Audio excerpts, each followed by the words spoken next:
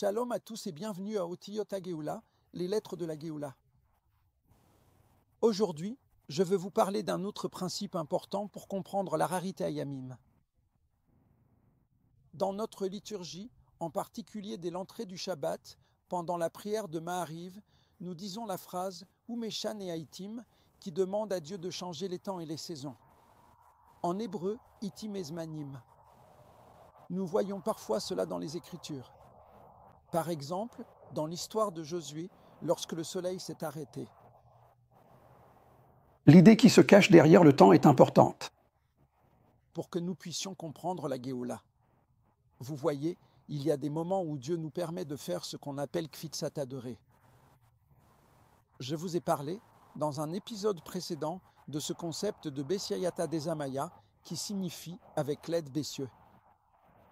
Aujourd'hui, j'aimerais vous présenter un autre concept très important. Kfitsat Adorer.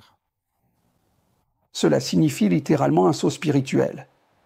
Si l'on examine les Écritures, on constate qu'à plusieurs reprises, Dieu a permis à des personnes de faire des sauts, presque comme une machine à remonter le temps et un tunnel temporel à travers le temps et l'espace. Dans le cas de Yaakov, notre père, son voyage a été rapide.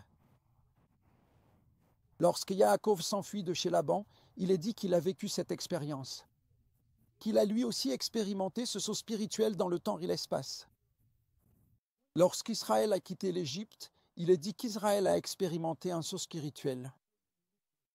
L'idée du saut spirituel se retrouve même, d'une certaine manière, dans la paracha chez Sarah. Élisère a pu faire un saut spirituel afin de trouver Rivka et de la ramener à la maison d'Itzhak. L'idée de Kfitsat Adorer est un principe important que j'aimerais que vous considériez tout particulièrement aujourd'hui. Parfois, Hachem offre à chacun d'entre nous un couloir particulier, un portail exceptionnel pour pouvoir sauter, non pas d'un pas, mais de 10 grands pas en avant. Et lorsque ces occasions se présentent, nous devons y entrer et les traverser. Aujourd'hui, le message pour vous est simple. Gravissez les madrogotes, c'est-à-dire les échelons, l'un après l'autre, ligne après ligne, précepte après précepte, comme le dit le prophète Ésaïe. Mais lorsqu'il y a une occasion de faire un bond spirituel, sautez. Le mieux, c'est de demander à Dieu de vous faire avancer de 10 pas. Oui, il est vrai que Dieu n'autorise pas les raccourcis.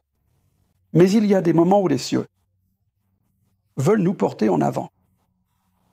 Ainsi, l'idée principale derrière ce concept, c'est que nous pouvons accélérer nos pas, notre propre Géoula, c'est-à-dire notre délivrance, en faisant un bond spirituel, un Kfitsat Adrer. Élisée en a fait l'expérience, et il ne l'a vécu que lorsqu'il a dit « Ekrana », ce qui signifie en araméen ou en hébreu « fais quelque chose aujourd'hui, donne-moi la capacité de faire un bond en avant ». Puissions-nous tous être capables de bondir en avant dans les jours à venir.